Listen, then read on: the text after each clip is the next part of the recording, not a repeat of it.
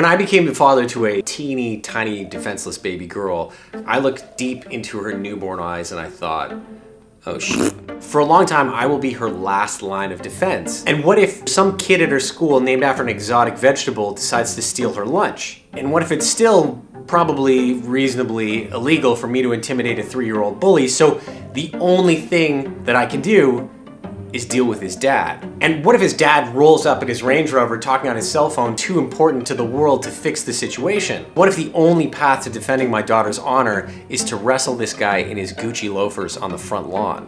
I have no fighting skills, no fighting experience, no desire to fight, no understanding of fighting, so what if Range Rover Dad actually beats me up? I did the only thing that any father in my position should do. I signed up for Jiu Jitsu. Brazilian Jiu Jitsu, or BJJ, became popular because of its success in the biggest mixed martial art, or MMA, competition, the Ultimate Fighting Championship, UFC. Is that enough acronyms for you? In the early 90s, the UFC was co-founded by a guy whose family were basically the pioneers of Brazilian Jiu-Jitsu, and he wanted a place to showcase its effectiveness against other fighting styles and martial arts. Could we just take a second to also appreciate the fact that he definitely could have been a mustache model if the whole Jiu-Jitsu thing didn't work? The bottom line is, Jiu-Jitsu kicked butt in early UFC, and is now seen as a core skill that any MMA fighter needs to be successful. He'll break his arm. He's gonna snap his arm. He did too. Is that broken? Yeah. But to a casual fan, the jiu-jitsu part of a mixed martial art competition is kind of the worst part to watch. It's the part where the two fighters go to the ground and they're kind of wrapped up in this like human pretzel sort of thing. There's no kicking, there's no punching, and it's really hard to figure out what's actually going on. So even though I picked jiu-jitsu, I had no idea what to expect going into my first class. Okay, I'll see you later. Call the ambulance if I don't come back. What I didn't expect was for it to be one of the most frustrating learning experiences I've ever had. Ever.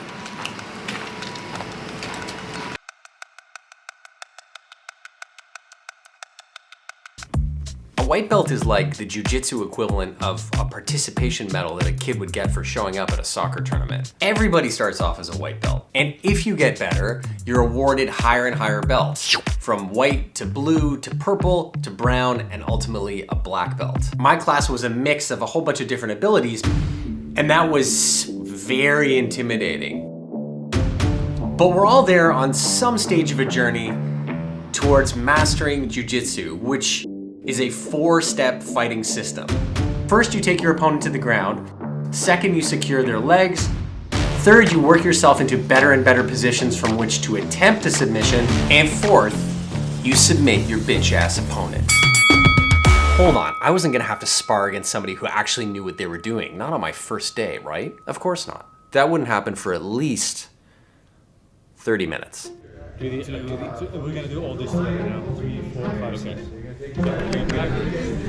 Jiu-jitsu is popular because you get to spar every class, but you can't just jump in. For the first half of class, we slowly and methodically practiced a bunch of jiu-jitsu moves. For a move to work in a real match, you have to get the details right. If you grab the wrong sleeve or put your elbow in the wrong place, the move just won't work, which I was about to find out in the second half of class. And the 8th final rule. When we rolled. This is your first night at Fight Club. Which is a full intensity, You have to fight. full speed jiu-jitsu match. Oh, that was hard. I don't remember exactly what happened in those first rolls. I just remember it being overwhelming and uncomfortable and physically exhausting. You know that? The stories about guys going off the Niagara Falls in a barrel? That's what today felt like. But even though it was an amazing workout, class after class, I would learn something in the beginning of the class and I just could not implement it when we rolled. This went on for months. It got to the point where I felt like I was never gonna make progress and that I may as well just quit. But before I did that, I thought I would go out and visit the person who inspired me to try Jiu Jitsu in the first place.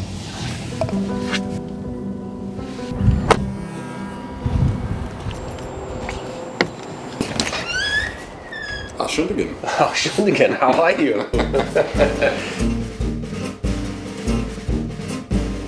This is my brother Rick. Well, that's a large amount of weed. Rick is a connoisseur of fine combustibles, There's 5 more where that came from. Wow. a creator of video games. Is this like, is this functional? It looks like a proper flamethrower. Didn't get a launch party. I think I have an actual flamethrower weapon from that game.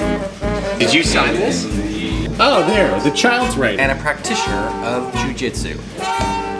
What do you weigh now? 215. 215? Rick's Jiu Jitsu story is really inspirational. What did you weigh at max fatness? Max fatness, 290. After years of not working out and being totally out of shape, Rick took up Jiu Jitsu and in about a year lost close to 100 pounds. Something also. This one, because I'm sitting in a go-kart. I look... Holy f***. Yeah. That's insane. He's training for a competition, and I've actually never seen him train Jiu Jitsu, so today I'm gonna go and watch him roll and see if he's as good as he says he is.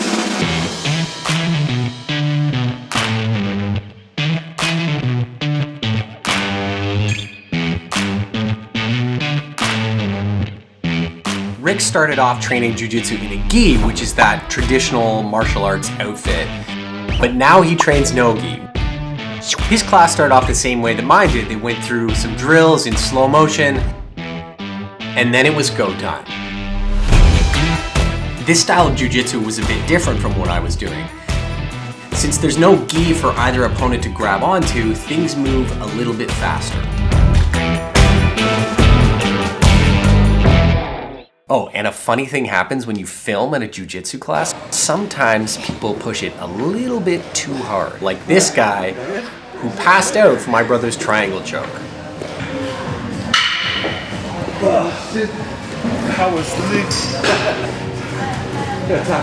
It was cool to finally see the root of my brother's transformation on the jiu-jitsu mats.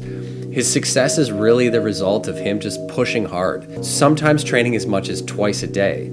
So when I told him about my frustration with jiu-jitsu, it wasn't a surprise that he only had one piece of advice: just train more. So I committed to going more often, which was hard, and believe me, I wasn't mastering jiu-jitsu anytime soon. Here's my black belt instructor Dave coming over to show me exactly how to do something, and I still get it wrong. Nope. Yes. But practicing the moves made them more familiar, and occasionally I'd actually get one to work. But for the most part, it was still a pretty humbling experience. And then there were the injuries. Nothing serious, just little annoying things that I'd have to live with if I wanted to train. It's not like anybody was intentionally trying to hurt me on the mats, it's just the reality of doing a contact sport. But it did kind of leave me wondering what it would be like to compete, where you're sparring against somebody who doesn't know you, doesn't care if you get hurt, and just wants to win.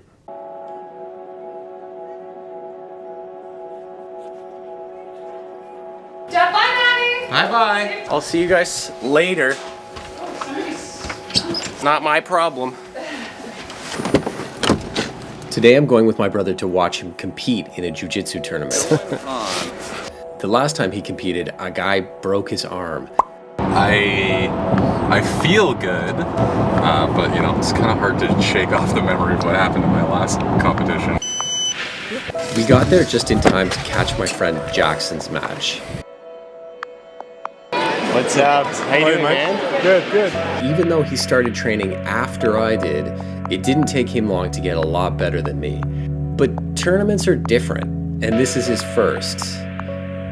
He did well, winning his first match, but he lost his second. It just shows you how much more intense the competition environment is. It made me nervous for my brother. A lot of the guys I saw him train with were smaller than him, but here he had to compete against someone at the same weight and the same skill level.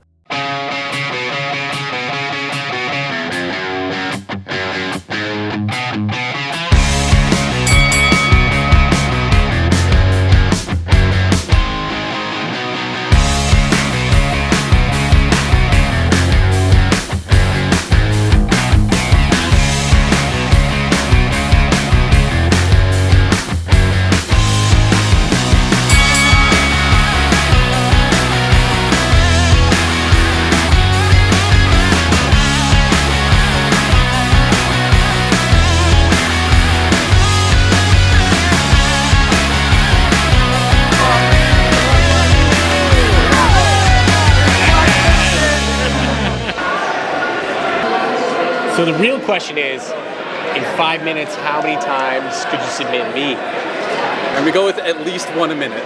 At least 1 a minute? Yeah. I mean, that number is going to change as you train more. Oh, you mean today? That's if we roll today. Yeah, okay. Well, we'll see. I used to be afraid of fighting because I didn't want to get hurt, and I definitely didn't want to get embarrassed. And Jiu Jitsu has been a difficult and humbling experience, but it's given me a new appreciation for martial arts and the people who love it. It's also given me a new kind of confidence. I mean, I'm not signing up for a tournament anytime soon, but it's definitely not out of the question, and I never in my life thought I would have ever said that. All I needed was a little motivation and inspiration to give me the courage to get on the mats. Let's call mom and tell her that you broke your leg. Oh, God. In the hospital. Oh, God, it was terrible.